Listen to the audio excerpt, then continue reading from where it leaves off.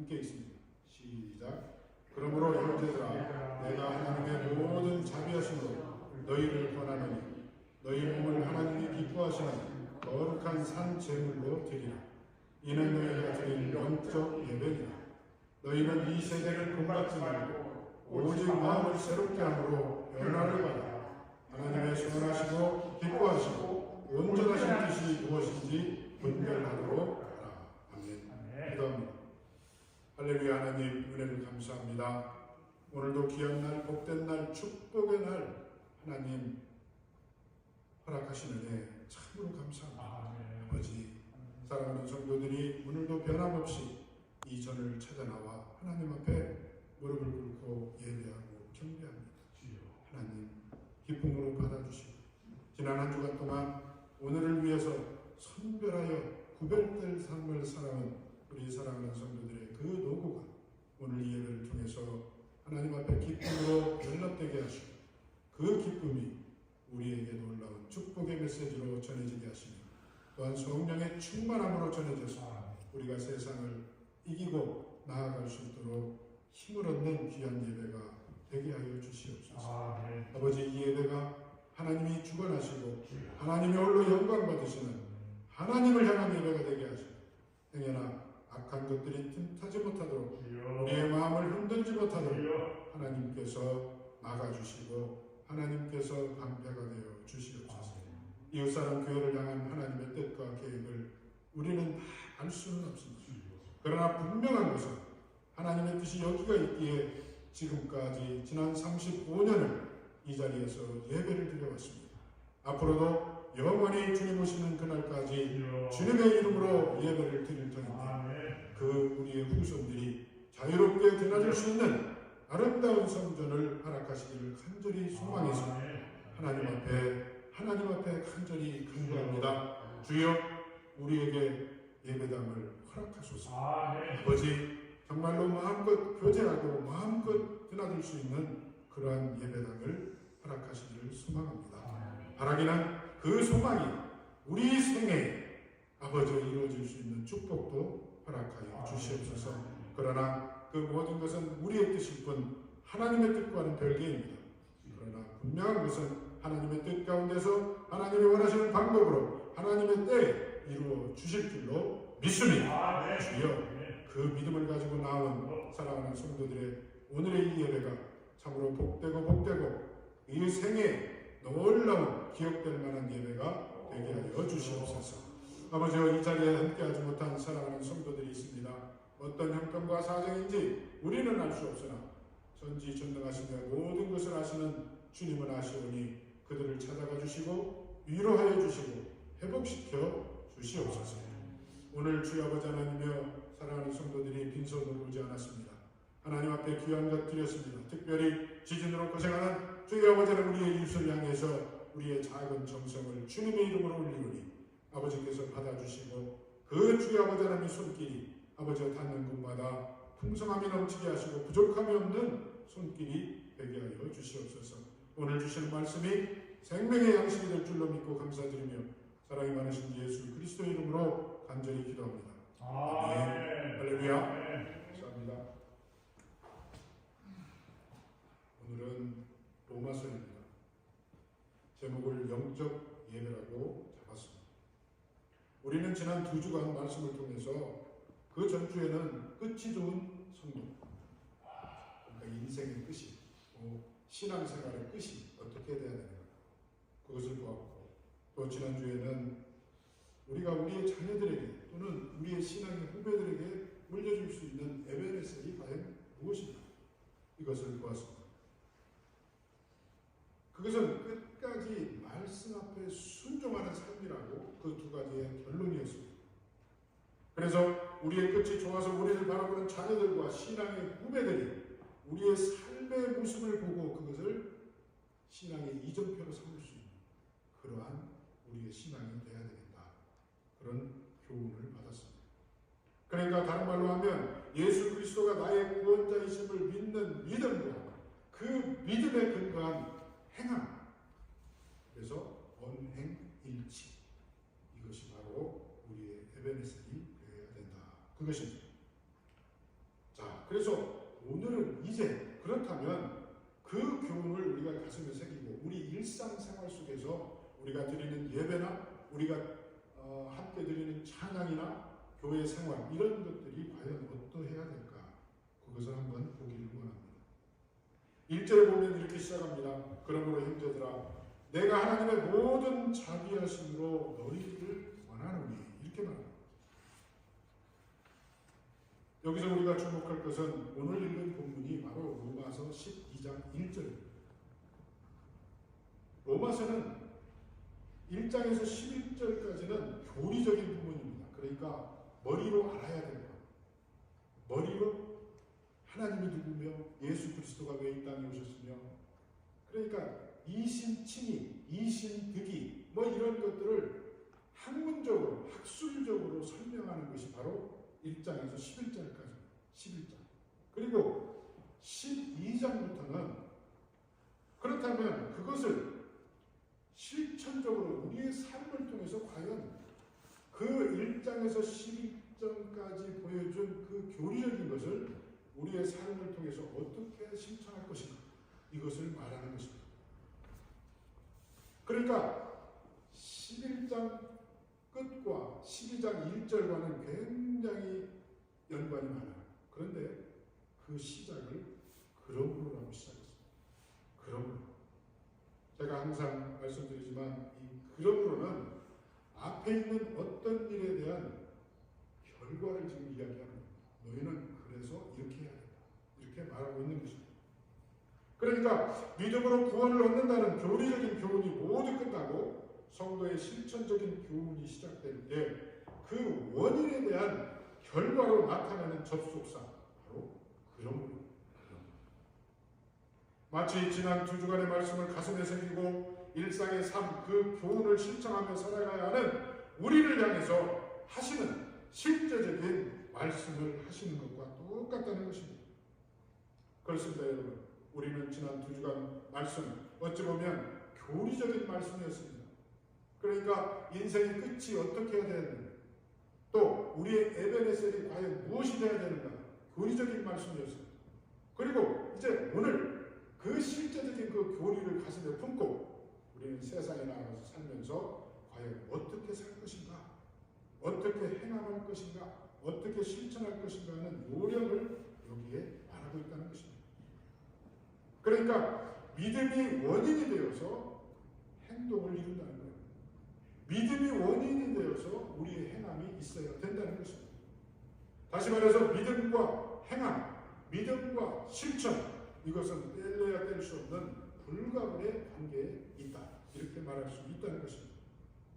그렇기 때문에 어떤 신학자는 거기에 대해서 기독교 신앙을 이렇게 정의했다고 합니다. 불에서 활활 타는 불에서 열과 빛을 분리시킬 수 없는 것과 마찬가지로 믿음에서 행함을 분리시킬 수 없다. 이렇게 말했습니다. 여러분, 활활 타는 불에서 어떻게 환한 빛과 뜨거운 열을 분리시킬 수 있겠어요? 불이라는 것은 빛과 열이 한꺼번에 있을 때 그게 불입니다. 그래서 그 불은 비추기도 하고 그 불은 태우기도 합니다. 그렇기 때문에 우리의 믿음이라는 것이 그 행함과는 뗄래야 뗄 수 없다는 거예요. 또 우리 기독교사에서 위대한 업적을 남긴 존 웨슬리, 이분은 믿음에 대해서 이렇게 말했습니다. 믿음은 우리 안에 역사하는 하나님의 행위이다.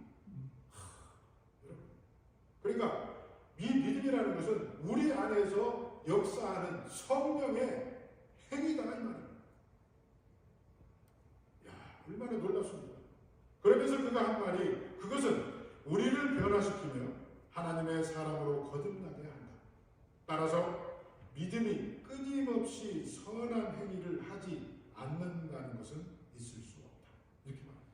그러니까 믿음이 있다고 말하면서 하나님께서 원하시는 선한 행위를 하지 않을 수 없다. 이 말이에요. 그러니까 이 말은 뒤집어서 말하면 하나님이 원하시는 선한 행동과 행위를 하지 않는 사람은 믿음이 없는 사람이다. 이렇게 말할 수 있습니다. 또 다른 말로 하면 그 믿음은 습관적으로 우리의 행동을 하나님이 원하시는 행동을 하게 만든다. 이렇게 말할 수 있다는 것입니다. 그래서 이 믿음과 행함은 기독교 신앙을 이루는 두 기둥이라고도 말하고 두 바퀴라고도 말합니다. 특별히 저는 바퀴라는 부분에 조금 더 제 뜻이 갑니다. 왜냐하면 여러분 수레를 보면 바퀴가 두 개 있어요. 근데 이 바퀴가 두 개의 사이즈가 똑같아야 돼요. 만약에 하나가 크고 하나가 작으면 어떻게 될까요? 제자리에서 뱅뱅뱅뱅 돕니다. 앞으로 갈 수가 없어요. 제자리에서 뱅뱅뱅뱅 돌아요. 목표를 향해서 갈 수가 없어요. 그리고 이 두 바퀴 중에 하나는 잘 굴러가고 하나는 잘 못 굴러가고 그래도 똑같은 현상. 그렇기 때문에 우리 믿음이라는 것은 이 실천과 행함과는 두 바퀴와 같이 불가분의 관계로 똑같은 크기와 똑같은 행동 반경을 가지고 똑같은 일을 할 때 원하는 목표를 향해서 쭉 갈 수 있다는 것입니다. 그래서 우리가 믿는 이 기독교라는 것은 우리가 아는 것만으로 끝나는 그런 추상적인 문자만 있는 그런 종교가 아니라는 것입니다. 그러므로 우리가 믿는 우리의 신앙은 바로 진리를 가르치며 그 진리에 따라 실천하는 전인격적 변화를 추구하는 것이 바로 우리가 믿는 기독교 신앙이라는 것입니다. 때문에 기독교 신앙을 온전히 이루기 위해서는 믿음과 행함 이 두 가지가 모두 필요하고 그것은 반드시 조화를 이루며 균형을 이룰 때 올바른 신앙을 가지게 된다는 것입니다. 그러니까 믿음이 없는 행함도 행함이 없는 믿음도 허사라는 겁니다. 또한 믿음만 크고 행함이 적다거나 행함은 큰데 믿음이 적다면 그것도 문제입니다. 그러므로 균형과 조화 속에서만이 기독교 신앙이 추구하는 올바른 하늘나라 하나님의 나라에 다다를 수 있게 된다는 것입니다. 자, 그렇다면 여러분 믿음과 행함의 조화를 이루는 우리의 그런 삶을 통해서 우리에게 힘을 주고 우리에게 그러한 조화로운 믿음과 행함을 잘 균형 잡게 나아갈 수 있는 힘이 되는 원동력은 무엇일까 하는 것입니다. 과연 무엇이 우리같이 연약한 사람들은 그러한 삶을 살게 할까? 우리같이 아무것도 없고 내세울 것 없는 사람들을 어떻게 그렇게 당당하게 세상 가운데 살게 할까? 그 이유는 무엇일까?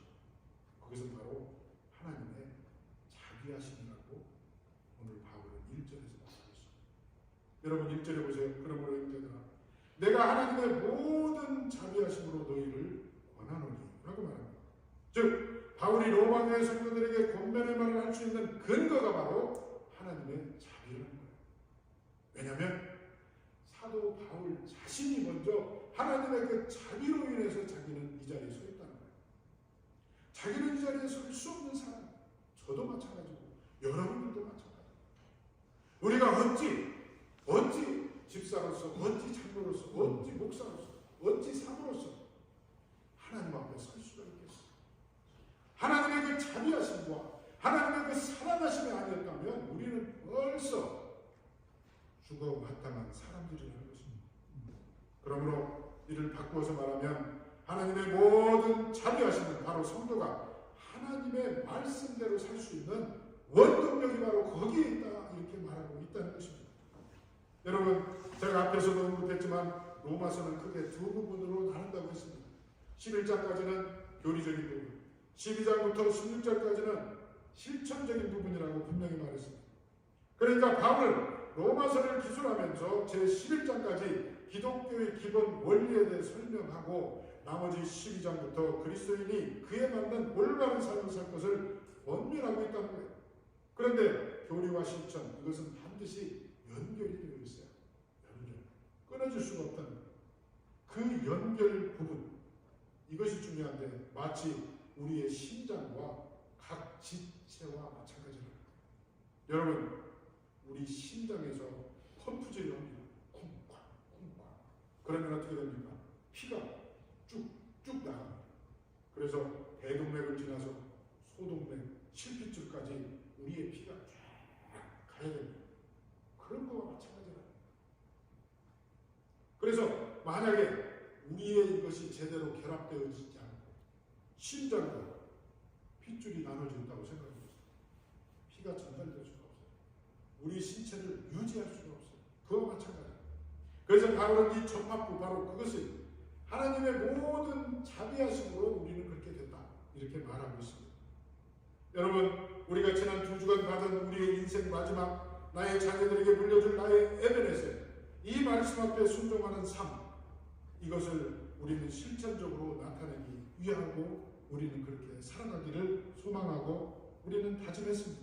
그러니까 우리 그리스도인들은 하나님의 자비 때문에 주님의 말씀대로 살 수 있고, 우리가 지난 2주간 하나님의 교훈 가운데 받은 그 교훈을 우리가 삶을 통해서 내 신앙의 후배들과 내 자녀들에게 보여줄 수 있는 신앙의 이정표를 세울 수 있는 그것이 바로 이거라는 거예요. 하나님의 자비. 하나님의 자비가 없으면 우리는 그것을 할 수가 없다는 것입니다. 그러므로 우리는 이 하나님의 자비하심에 대해서 똑바로 알고 똑바로 기억해야 됩니다.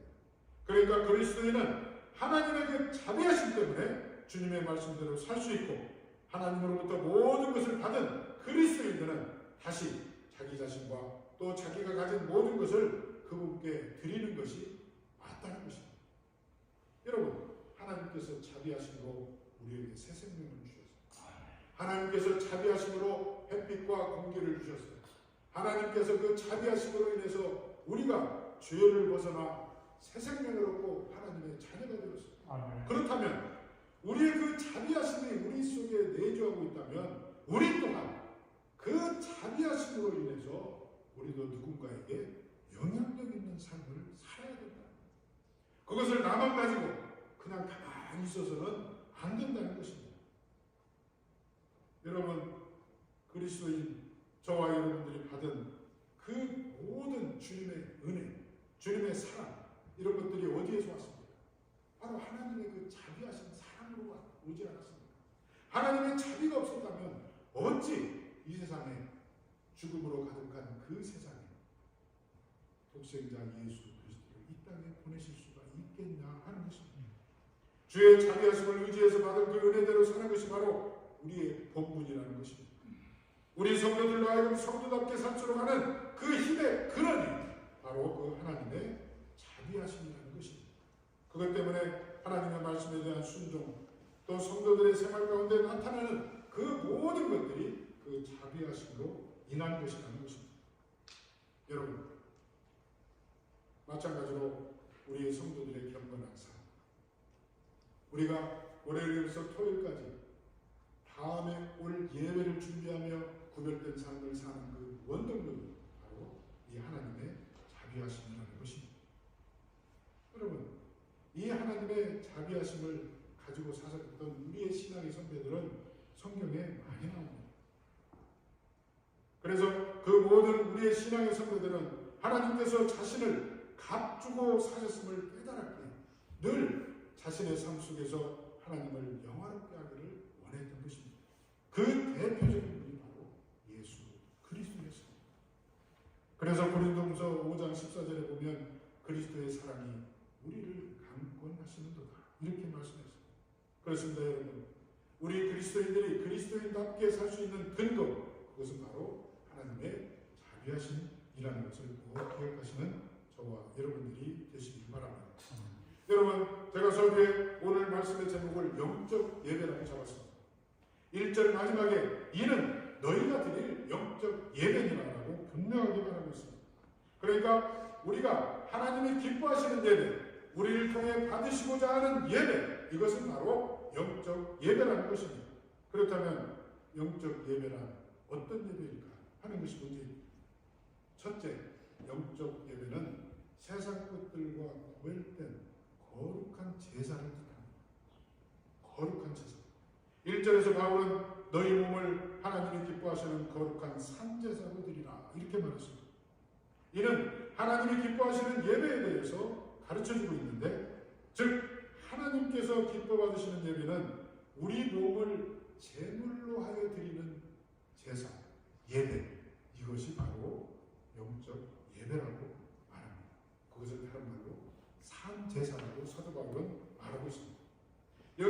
바울은 우리에게 우리 몸을 제물로 하여 드리는 제사를 꼭 드려야 된다고 말하고 있습니다. 잘못 이해하면 인신제사를 요구하는 듯 보입니다. 자기 생명을 버리라는 말로 여겨지기도 합니다. 그러나 바울이 요구하는 것은 그런 것이 아니라는 것입니다. 바울이 요구하는 제사는 바로 산제사입니다. 산제사란 죽은 자와 대조되는 뜻이 있습니다. 구약시대에는 하나님을 예배할 때 짐승을 잡아 제사를 드렸습니다. 그러니까 이것은 어떻게 보면 죽은 제사입니다. 산 짐승을 죽여서 불로 태워서 드리는 제사였습니다. 그러나 예수께서 이 땅에 오시고 이 신약시대에는 이제 그 죽은 짐승을 드릴 필요가 없습니다. 우리의 몸을 드리는 것입니다. 우리의 삶을 드리는 것입니다. 나의 생각을 드리는 것입니다. 내가 보고 듣고 행하는 모든 것들이 하나님 앞에 드려지는 삶 제사가 돼야 된다는 것입니다. 그러므로 우리 예배자의 삶은 바로 그 자체가 하나님께 드리는 영적 예배요 삶 제사라는 것입니다. 여러분, 이것을 우리가 안다면, 이것을 우리가 확신한다면 우리는 삶 속에서 말 한마디, 듣는 것, 보는 것, 내 발걸음이 닿는 것, 내 손이 잡는 것, 무엇 하나 소홀히 할 수가 없다는 것. 나에게 주신 자녀, 나에게 주신 그 어떤 것도 함부로 말할 수 없고, 함부로 대할 수 없고, 함부로 처신할 수 없게 된다는 것입니다. 특별히 여기서 몸이라는 것은 사람의 인격 전체 혹은 삶 전체를 의미합니다. 그러기에 사도 바울은 너희 몸을 드리라고 했습니다.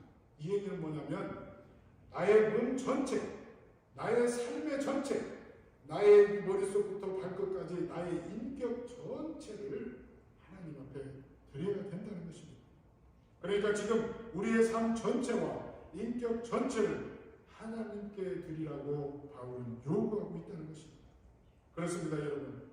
우리는 우리의 인격과 삶 전체를 드려 하나님께 헌신하고 봉사함으로 산 제사를 드려야 될 줄로 믿습니다. 물론 우리가 우리 몸을 드려 하나님께 헌신한다고 해서 그것이 다 하나님께서 기뻐하시는 산 제사가 되는 것은 아닙니다. 그것이 하나님께서 기뻐하는 제사가 되려면 여기에 반드시 첨가할 것이 있는데 그것이 바로 거룩합니다. 구별된, 하나님을 향해서 구별된 생각과 구별된 나의 삶과 구별된 행동과 거룩함을 유지하기 위해서 몸부림치는 나의 삶이 뒷받침돼야 된다. 그리고 나서 나의 그 삶과 나의 모든 생각과 나의 모든 전인격적인 것이 하나님 앞에 산제사로 드려져야 된다는 것입니다. 여러분, 구약시대에도 사실은 그랬습니다. 여러분, 구약시대에 양을 잡아서 제물로 드렸습니다. 그럴 때 제사장들이 무엇을 보았습니까? 이 양이 흠이 없는지 점이 없는지를 보았습니다. 그러니까 그 말은 꼭 양이 뭐 깨끗해야 되고 이것이 문제가 아니라 영적으로 이것을 표현하면 구별된 양을 드렸다는 거예요. 세상 속에 있는 그 양들 속에서 구별된, 하나님을 향해서 구별된 양을 드렸다는 것입니다. 마찬가지로 오늘 우리가 몸을 드리는 예배도 하나님께 연락되고 하나님이 기뻐하시는 제사가 되려면 우리 몸을 거룩히 구별하여 드려야 된다는 것입니다. 그렇다면 여러분, 어떻게 해야 우리 몸을 거룩히 구별하여 산제사로 드릴까? 그 이유를, 그 원인을 바울은 오늘 세 가지로 제시하고 있습니다. 첫째는 이 세대를 본받지 말라. 이 세대를 본받지 말라. 그런데 여러분, 이것은 굉장히 쉬운 문제가 아니에요. 굉장히 어려워요. 왜냐하면 우리의 몸이 이 세대 가운데 살고 있기 때문에, 우리의 몸이 이 세대의 모든 사람들과 어울려져 살 수밖에 없기 때문에 그래요. 우리가 이 악한 영이 그냥 관연한 이 세대 속에서 떨어져 산다면 어찌 보면 쉬울 수도 있어요. 그렇지만 우리는 그 가운데 살아갑니다. 그래서 이 세대라는 것은 바로 우리가 살고 있는 이 세상, 이 시점, 오늘 2023년 2월 26일 바로 이 순간을 이야기하고 있다. 그렇기 때문에 여러분, 지금의 이 여러 가지 하나님께서 기뻐하시지 않는 그런 풍습과 여러 가지 타락한 생활 방식, 이런 것들에서 우리는 구별된 삶을 살아야 된다는 것입니다. 바로 이러한 세대를 본받지 않는 것이 우리가 거룩한 산제사를 드리는 길이라는 것입니다. 둘째, 사도 바울은 뭐라고 했습니까? 마음을 새롭게 함으로 변화를 받아야 된다, 이렇게 말합니다. 곧 세속의 그 타락한 시류에 내 마음을 뺏기지 말고 새롭게 창조된 피조물로서 날마다 삶과 전인격을 그리스도의 형상으로 변화시키는 끊임없는 노력이 필요하다는 거예요. 끊임없는 기도가 필요하다는 거예요. 끊임없는 묵상이 필요하다는 거예요. 끊임없는 말씀이 필요하다는 거예요. 끊임없는 중보하며 기도하는 그 기도가 우리에게 필요하다는 것입니다. 세 번째는 뭐라고 했습니까? 하나님의 선하시고 기뻐하시고 온전하신 뜻이 무엇인지 분별하라고 했습니다. 곧 자기 본의의 삶이 아니라 하나님 본의의 삶, 하나님 중심의 삶, 말씀 중심의 삶, 이것으로 바뀌어야 된다는 것입니다. 그래서 하나님이 기뻐하시는 삶을 살아야 한다는 그러한 말을 하고 있다는 것입니다. 그러므로 우리는 내 안에 나는 없고 오직 예수 그리스도만 있는 삶, 성령의 전으로서의 거룩함을 유지하는 그런 삶을 살아야 된다고 말하고 있다는 것입니다. 여러분, 우리 하나님이 기뻐하시는 예배는 우리 몸을 제물로 하여 드리는 거룩한 산 제사입니다. 예수께서 수가성 우물에서 만난 사마리아 여인에게 주신 말씀이 있습니다. 이 시간 우리 그 말씀을 함께 읽어보겠습니다. 요한복음 4장 23, 24절입니다. 같이 읽어봅니다. 시작. 아버지께 참되게 예배하는 자들은 영과 진리로 예배할 때가 오나니 곧 이때라. 아버지께서는 자기에게 이렇게 예배하는 자를 찾으시느니라. 하나님은 양이시니 예배하는 자가 영과 진리로 예배할지니라.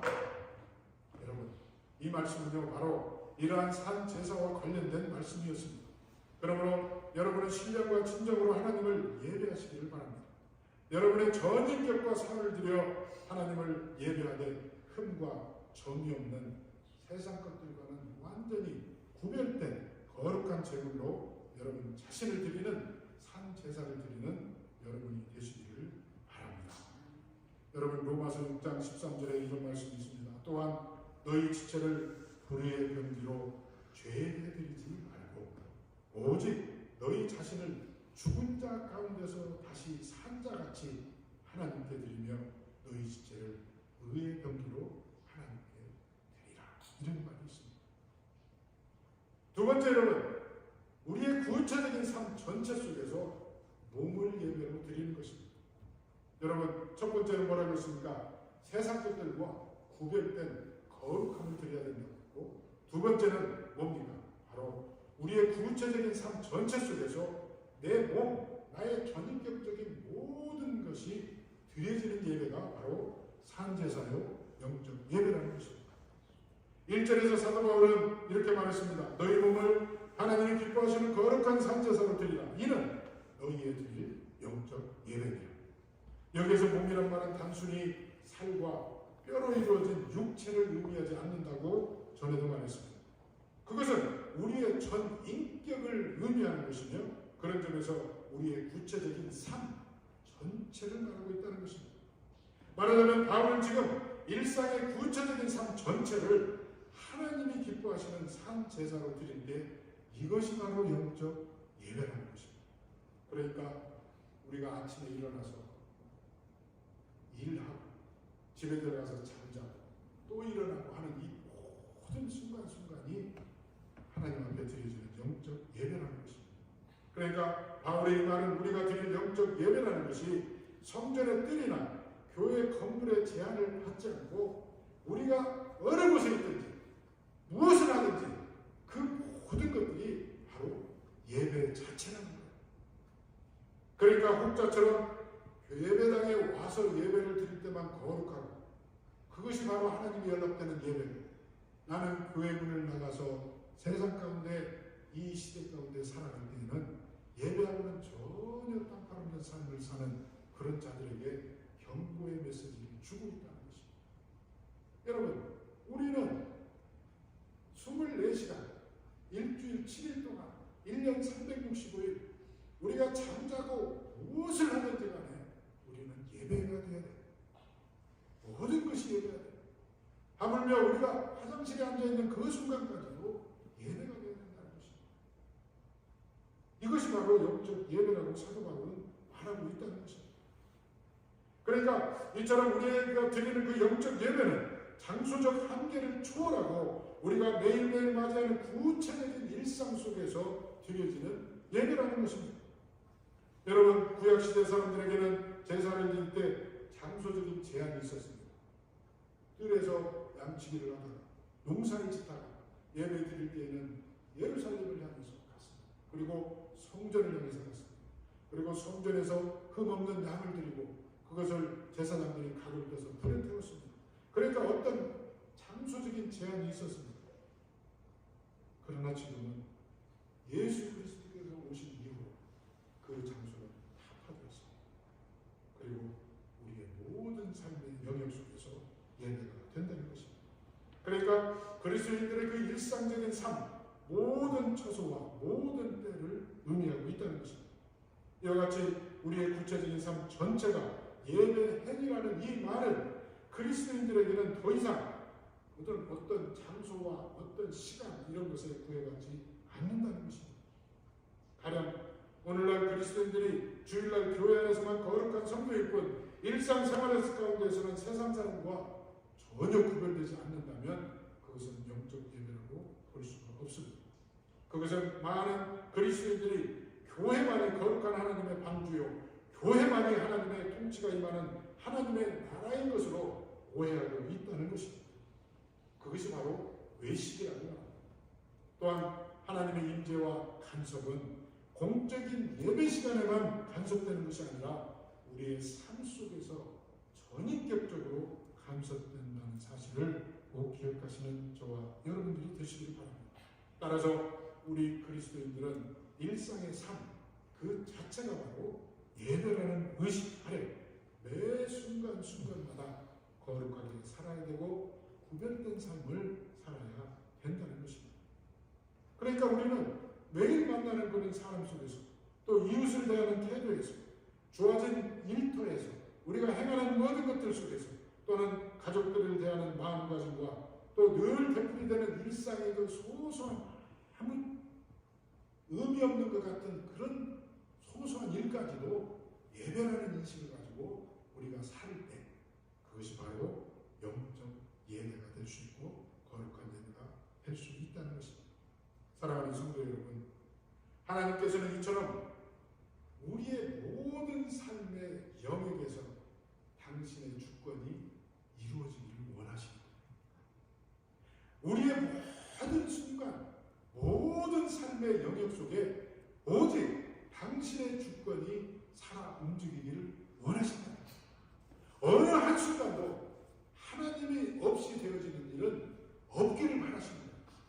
그 이유는 바로 우리를 하나님께서 지으셨고 하나님의 생기로 우리를 지으셨고 또 우리가 죄 가운데 죽었을 때 독생자 예수 그리스도를 보내시고 우리를 다시 사셨기 때문에 우리의 어떤 것도 하나님의 주권을 벗어나서는 있을 수 없다는 사실입니다.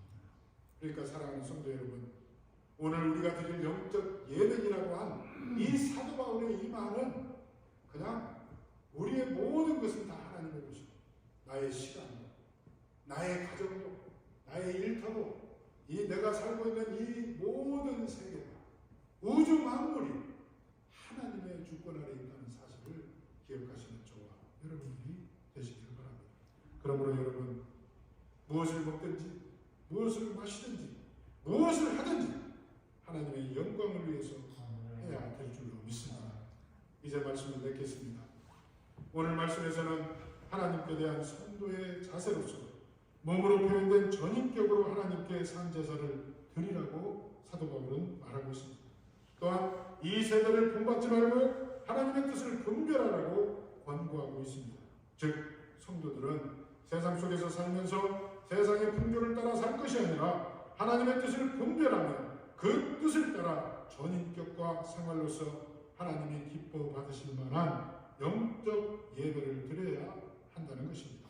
사랑하는 여러분, 우리의 몸은 성령이 거하는 성전이라고 했습니다. 그러므로 우리의 모든 행위는 세상과 다른 거룩함이 분명히 있어야 됩니다. 세상과 구별된 거룩함이 있어야 합니다. 그 거룩함은 하나님을 향해야 됩니다.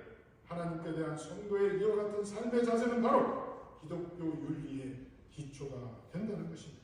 여러분, 기독교 윤리가 일반 세상 윤리와 다른 점이 바로 여기에 있습니다. 곧 일반 윤리는 보통 사람들의 사회적 양식이 그 기준이 되지만 기독교 윤리는 바로 하나님과의 나와의 관계에서 출발한다는 사실을 꼭 기억하시는 저와 여러분들이 되시길 바랍니다. 그러므로 우리가 믿고 행하는 이 모든 것들은 훨씬 고차원적일 수밖에 없다는 것입니다. 그것이 바로 전인격적으로 나타내는 몸을 드리는 영적 예배가 된다는 사실을 꼭 기억하시고 그런 영적 예배를 통해서 하나님과 깊은 영적 교제를 누림으로 하나님의 뜻을 분별하고 살아가시는 저와 여러분들이 되시기를 주님의 이름으로 축원합니다. 기도하겠습니다. 할렐루야. 하나님 감사합니다. 우리가 무엇이간데 우리를 이처럼 사랑하시고 우리를 이처럼 아끼시나이까. 아버지, 우리는 나 자신을 봐도 그럴 만한 가치가 없어 보입니다. 그렇지만 하나님이 그렇다고 하시면 그런 것입니다. 하나님이 그렇게 여기시기에 우리는 소중한 사람들이요 하나님 앞에 하나님의 자비로 서 있는 사람들입니다. 아버지, 오늘 우리가 어떤 사람인지 우리의 정체를 알았습니다. 우리는 하나님께서 자비로 세우신 사람들이요 하나님의 주권이 어느 한순간 어느 한때에도 미치지 않는 하나님의 자녀요 하나님의 것입니다. 아버지, 우리의 소속은 하나님께 있사오니 하나님 마음대로 하나님의 뜻 가운데로 살아가게 하시고 우리가 드리는 모든 순간순간의 삶이 그것이 바로 영적 예배가 될 수 있도록 하나님 축복하여 주시옵소서. 그래서 어느 한순간도 아버지여 거룩함을 유지하는 데 실패하는 우리의 성도들이 아니라 어느 한순간도 언제나 하나님을 바라보며 하나님을 향하고 하나님 뜻 가운데서 행하고 말하고 듣는 우리가 되어서 우리의 모든 것이 산 제사에 우리의 몸을 드리는 영적 예배자로서의 삶을 살기에 부족함이 없게 하여 주시옵소서. 지금은 우리 구주 예수 그리스도의 은혜와 하나님의 크신 사랑과 성령의 감동 감화 역사 충만하시니 영적 예배자로 살기로 우리의 모든 것을 드려 하나님의 주권 아래 몸을 기로 다짐하고 다짐하는 이 자리에 모인 사랑하는 성도들과 온라인상에서 함께 예배하는 모든 이들에게 지금으로부터 영원토록 함께 계실지어다. 아멘.